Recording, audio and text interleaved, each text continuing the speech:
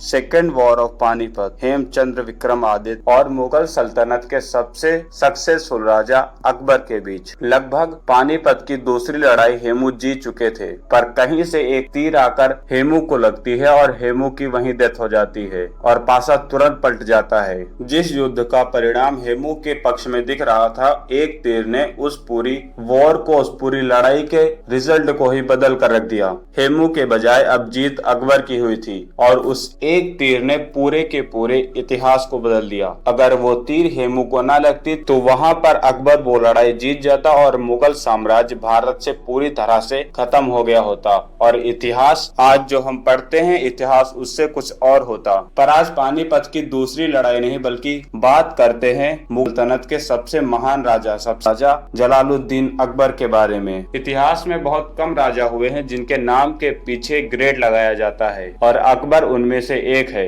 Ashoka the great, Akbar the great, बहुत कम लोग हैं जिनको ग्रेट की पदवी दी जाती है। दृष्टि आईएएस के मॉक इंटरव्यू में यूपीएससी एस्पिरेंट से पूछा गया था कि अकबर महान क्यों, तो एस्पिरेंट उस क्वेश्चन का सही आंसर नहीं दे पाए थे। अकबर महान या महाराणा प्रताप महान, इस चीज को हम वीडियो के लास्ट में डिस्कस करेंगे, पर पहले डिस्कस कर लेते हैं मुगल सल्तनत के सबसे महान राजा के बारे में, अकबर के बारे में। क्यों अकबर इतने महान हैं? दुनिया के बहुत कम ही राजा हुए हैं जिन्होंने अपना अंपायर इतना बड़ा फैलाया और उनमें से एक अकबर था। अकबर को लेकर काफी कंट्रोवर्सी भी है। कुछ लोग अकबर को गाली देते हैं तो कुछ लोग उसे महान मानते हैं, कुछ लोग उसे सेकुलर बोलते हैं तो कुछ लोग बोलते हैं कि वो सेकुलर नहीं था। 1542 में अकबर का जन्म एक हिंदू राजा के यहाँ हुआ। अपना बचपन उसने वहीं गुजारा। उसके बाद अपने चाचा के यहाँ चला गया जहाँ उसने घोड़सवारी, तीरंदाज, तलवार चलाना सीखा। Now back to 1554, battle of Panipat, second war.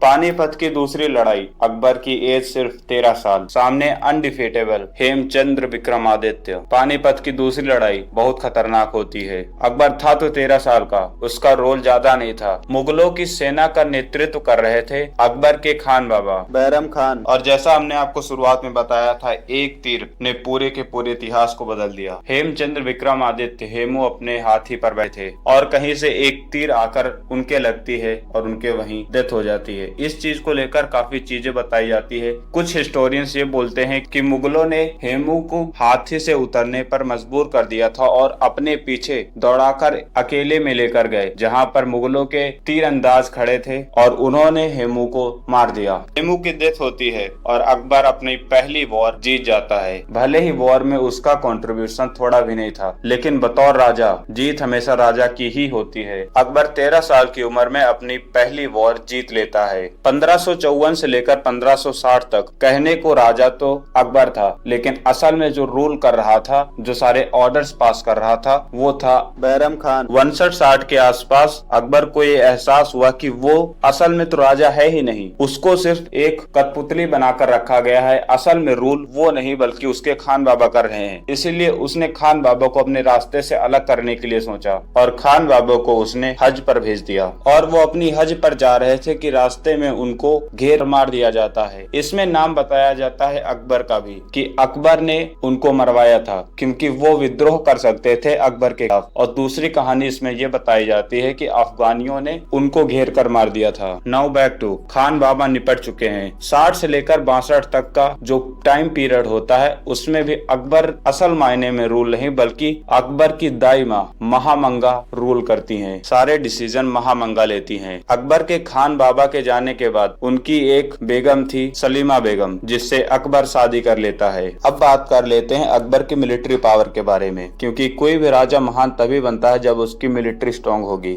अपनी मिलिट्री को स्ट्रांग बनाने के लिए अकबर ने सूबेदार बनाए हुए थे और उन सूबेदारों का काम था अकबर के लिए मिलिट्री ट्रेन करना। अकबर के जो कब्जा की हुई टेरिटरीज हैं उन पर कंट्रोल करना, उनको देखना। अकबर ने अपनी टेरिटरी को बढ़ाने के लिए, अपनी मिलिट्री को बढ़ाने के लिए कई राजकुमारियों से भी शादी की, जिसमें से उसने पहली हिंदू रानी से शादी किया था, वो थी जोधाबाई, जो कि उनका असल नाम हल्काबाई था, पर इन बॉलीवुड वालों ने हल्काबाई को जोधाबाई बना दिया। आमेर की राजकुमारी हरकाबाई। अकबर किसी की भी टेरिटरी को जीतने के बाद उस पर कब्जा नहीं करता था बल्कि उसी राजा को वापस कर देता था। इससे कुछ चीजें होती थी। जो हारा हुआ राजा होता अब वो अकबर के कब्जे में होता है। एक तरह से अकबर ने उसको उसका राज राज्य वापस किया है, दान में दिया है, भीख दिया है, और राजा ये बर्दाश्त नहीं कर सकते थे, जिसके उपलक्ष्य में उनको अकबर का गुलाम बनकर रहना पड़ता था। उनको उनकी टेरिटरी वापस करने के बाद अकबर उनसे ये बोलता था कि हम आपकी टेरिटरी नहीं लेंगे, बल्कि आपसे मिलिट्री पावर लेंगे जब हमें जरूरत पड़ेगी, और आपसे कर लेंगे, कर इन द सेंस टैक्स लेंगे। इसीलिए अकबर किसी राजा को पहले उसकी टेरिटरी से हाथ धोआता था, उसकी टेरिटरी से उसको छुड़वाता था, उसके बाद उसको टेरिटरी उसकी वापस करके तो दिमागी तौर से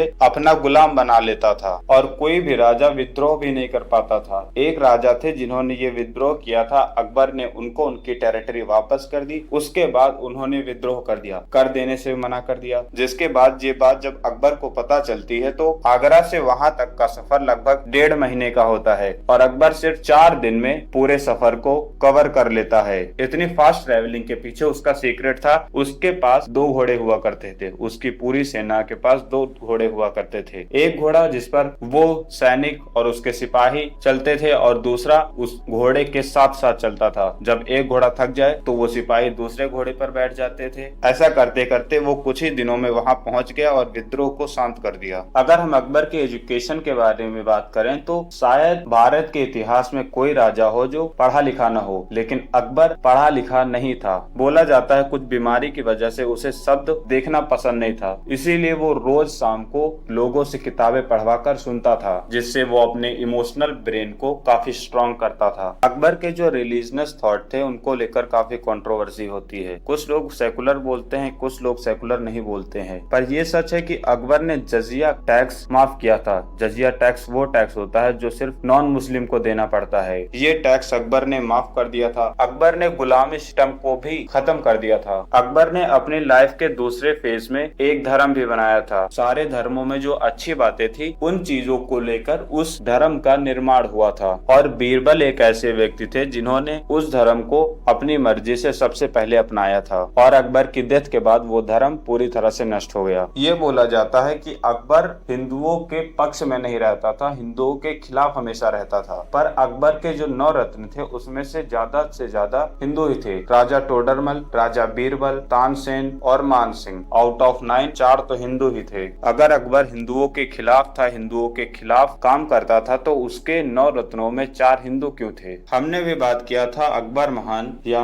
महाराणा प्रताप महान, इसकी बात हम वीडियो के लास्ट में करेंगे। देखिए, महान दोनों लोग हैं, अकबर भी महान है और महाराणा प्रताप भी महान है, बस दोनों अपनी अपनी और अलग अलग फील्ड में महान है। अकबर महान इसलिए है क्योंकि विदाउट बैकअप सपोर्ट उसने इतने बड़े अंपायर को बनाया, इतने बड़े अंपायर को बिल्ड किया। नहीं तो आप जितने भी महान राजाओं को देख लीजिए इतिहास में, जिन्होंने बड़ी टेरिटरी को बनाया है, बड़े अंपायर को बनाया है, उनके पीछे कोई न कोई होता है, पर अकबर के पीछे कोई नहीं था। अकबर ने खुद के दम पर, अकेले के दम पर इतना साम्राज्य अपना बड़ा किया था। और वहीं पर अगर हम बात करें महाराणा प्रताप के बारे में, वो महान क्यों थे? तो वो महान थे व्यक्तित्व के रूप में। जब अकबर को ये बात पता चलती है कि महाराणा प्रताप की डेथ हो गई है, तो अकबर ने ये बोला था कि मुझे गम रहेगा कि मैं इतने महान राजा को कभी हरा सका। इतिहास में बहुत कम राजा हुए हैं जिनको महान बोला जाता है उनके व्यक्तित्व के आधार पर, नहीं तो ज्यादा राजा नहीं है जिनको महान उनके व्यक्तित्व के रूप पर बोला जाता है, पर महाराणा प्रताप को महान बोला जाता है उनके व्यक्तित्व के ऊपर। इसीलिए अकबर भी महान है और महाराणा प्रताप भी महान है, पर दोनों अपनी अपनी फील्ड में। आपके थॉट्स क्या है अकबर को लेकर? कमेंट में बताइएगा, और महाराणा प्रताप को लेकर भी। Thank you. जय हिंद।